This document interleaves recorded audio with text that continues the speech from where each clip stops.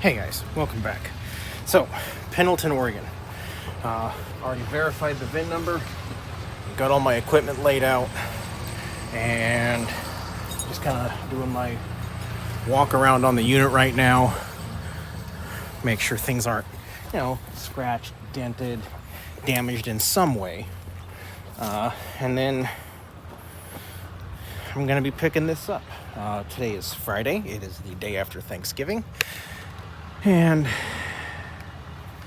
this is not what I was supposed to be doing. If you saw the live video yesterday, you know this isn't what I was supposed to be doing.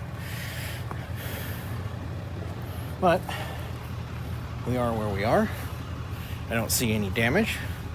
So I'm going to go ahead, get this hooked up, and I'll catch you guys back in just a few minutes.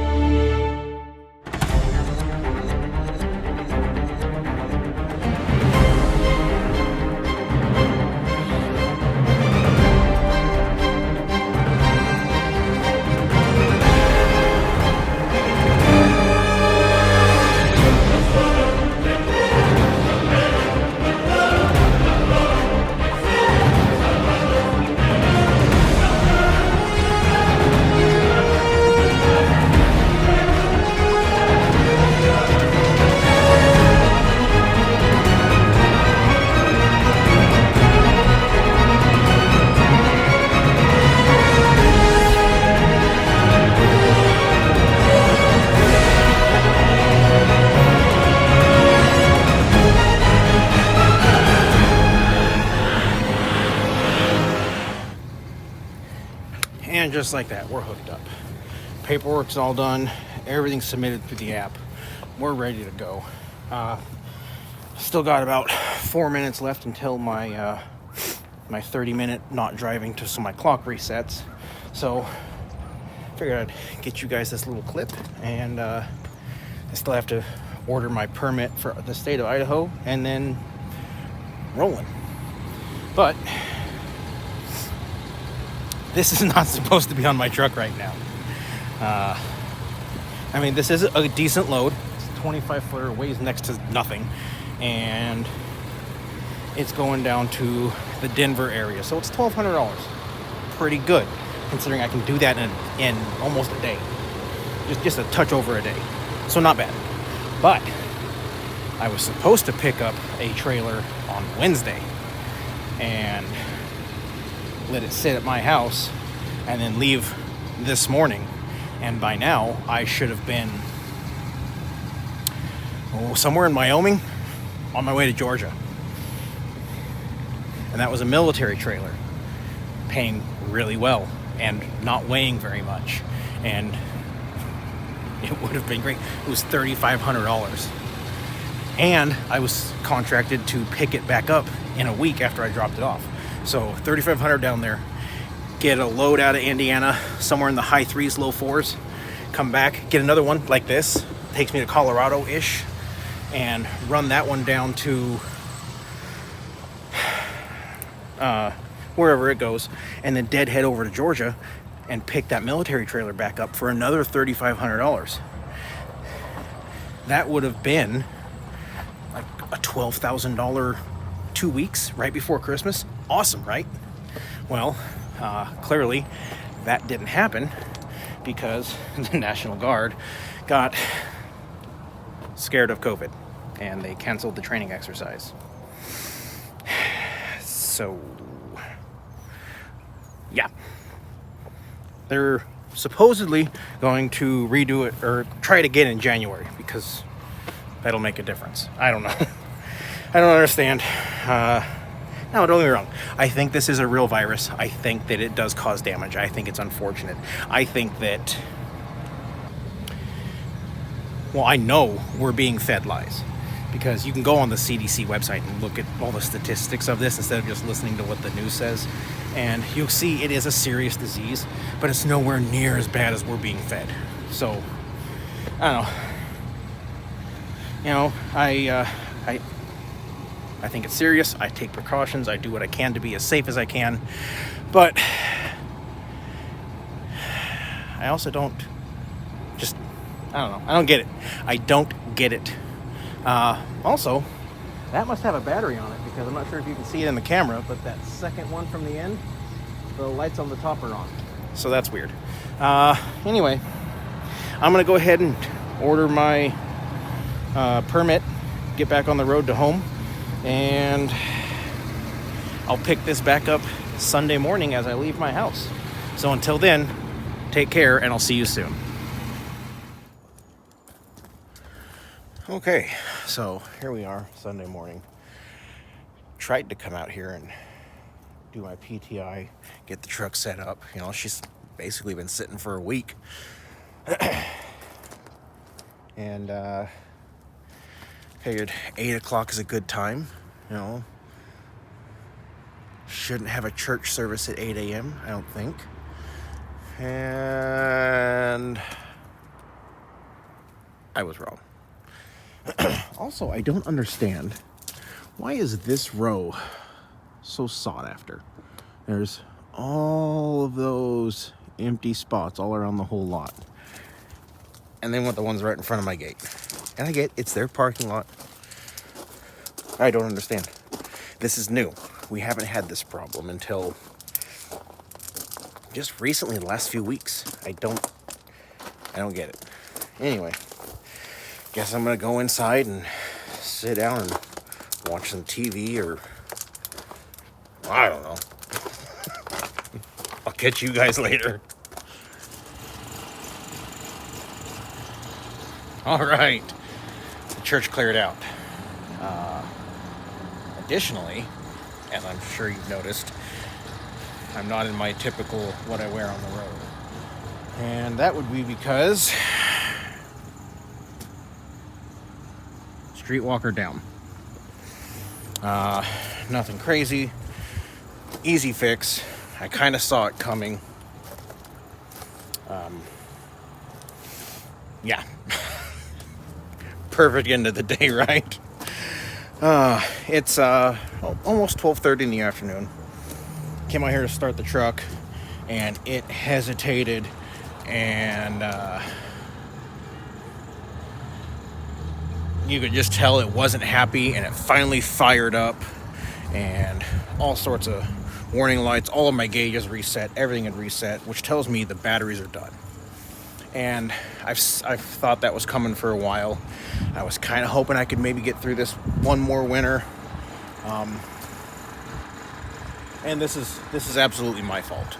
If you guys remember, a couple months ago, I went down to the K River and I did a reset there. Well, perfectly honest, while I was sitting there in the veterans area, a group of CVMA, it's another motorcycle group. They're a Combat Veterans Motorcycle Association. They pulled up right next to me and they set up camp, and we sat there and BS'd for a while and had some adult beverages, and I rolled my windows down, and I was using my truck for stereo, and I forgot to turn it off. So now it's not like I had entirely too much and that happened. What happened was, this truck will only let you run for, I think it's 15 minutes within the accessory position before it turns itself off. But it leaves the ignition powered. It just turns off certain features, and it just puts a little warning display up that says turn ignition off to save battery. Well, I heard the stereo turn off, and I went, oh, okay, cool, yeah, it shut itself off. Not thinking that it has that feature built into it. And yeah. So, they're completely done. The last week, I thought maybe if I took it all apart, cleaned it, there was a little bit of corrosion on the cable, so I cleaned it all off, put the anti-corrosion gel on, and put the little pad things down here, which you can see. Maybe I thought maybe that would fix it. It didn't. Clearly, I've only driven it one time since I did that. I went to Pendleton and back, so for 8 hours it ran. I thought, okay, cool, that recharged the batteries, right? That's got to make it good. It sat for one day, and it was worse now than it's been. So they're toast, and I'm getting ready to take off for 20 days. And I'm not willing to risk it. So I'm gonna sit home for one more day, because by the time I get this all apart, get down to the parts store, get the batteries, get back, put it back together, it'll be probably 3 in the afternoon, and I just don't see a point in leaving. So this is going to end up being a little bit shorter video that I upload tonight, and then we'll start fresh tomorrow morning with a new video. All right, so let's get these batteries out. So to do this, all you need is a 10 mil, and I can't find my ratchet. I think it's in my toolbox locked in the truck, and I just didn't feel like dealing with it. And if you got power tools, why not use them? So you've got 2 nuts for the battery tie down.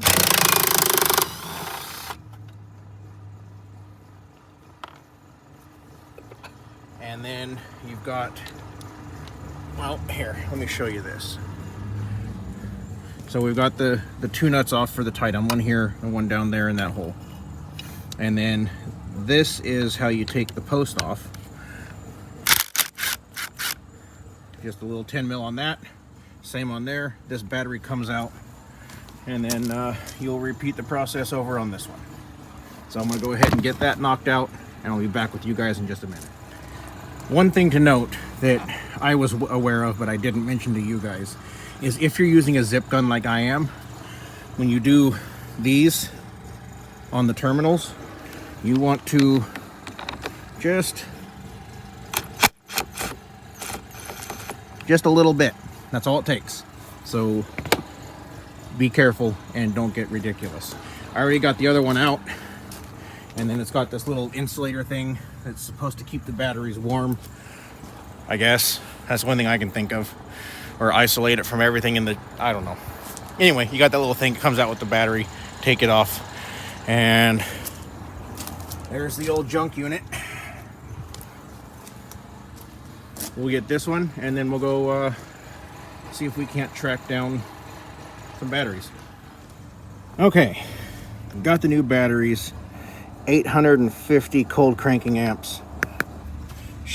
I think that's higher than what was on the Motorcraft batteries that came out of here. I'm not 100% positive. Do not quote me on that. But absolutely much better. As you can see, got the terminal protectors down on all 4. Very liberal amounts of the anti-corrosion gel on all 4. Went ahead and cleaned all the cables again. So now just a matter of cleaning up these brackets as best as I can, and then bolting them back down and seeing what happens when we push the start button. So I'm gonna get that cleaned up, get this all buttoned up, and I'll see you guys in a bit.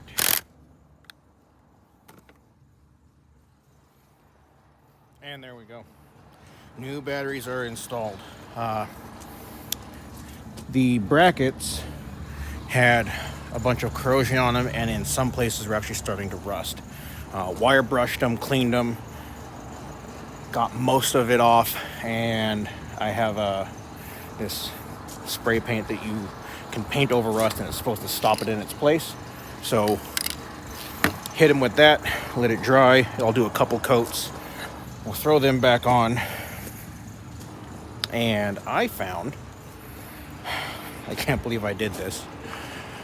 I was cleaning out the truck, and my paperwork for that trailer that I just dropped in Nevada, the title, the registration, the contract, the everything was still in my truck. So now, once I get done with this project, I have to clean up and then run into town and find a UPS or a FedEx or something that's open and mail that off to the customer, because that's not okay. I dropped the ball there. I screwed up. Bad on me. All my paperwork sits behind my printer, and somehow it had slid down and got where I couldn't see it when I was dropping off, and I forgot it was there apparently. I don't know. Anyway, I already texted the customer. Customer is not upset.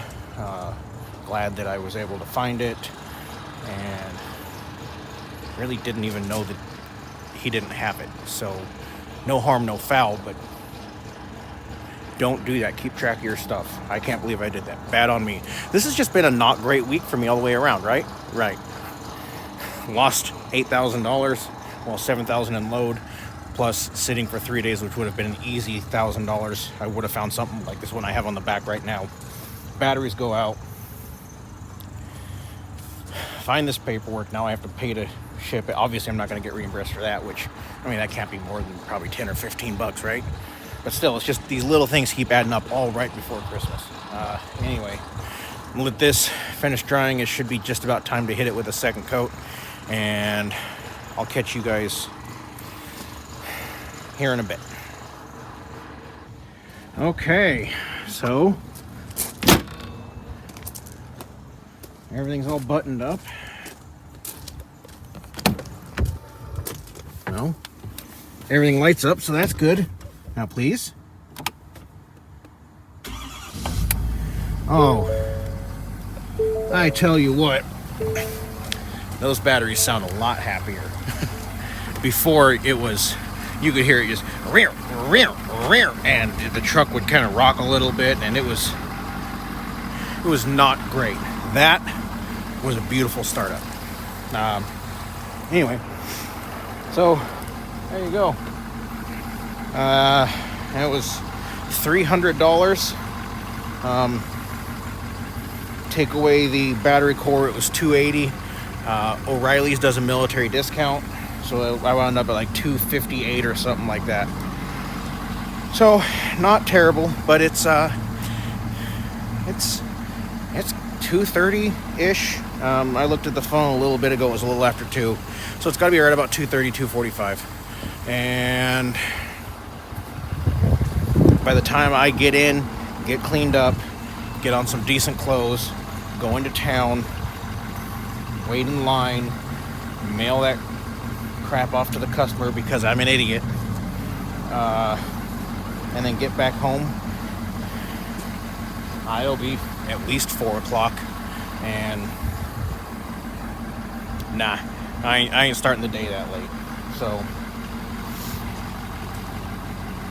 Streetwalker's gonna sit for one more night, and I'm out of here early. I guess it was kind of a good thing that the church had their stuff going on, because normally I just use the app to start my truck and let it warm up. Had I not been coming out here every 20 minutes to check when the parking spaces were empty, I wouldn't have started it in person, and I probably wouldn't have noticed that the batteries were that low. I mean, like I said, I knew they were getting bad. I did not think they had gotten that bad. So I guess that worked out well. Anyway, I'm gonna go ahead and shut her back down and get inside, get cleaned up, get that stuff mailed off. Simple fix, but it did delay me a day, so I don't know. As always, those of you out on the roads, I wish you fair winds and following seas. Take care and have a great day.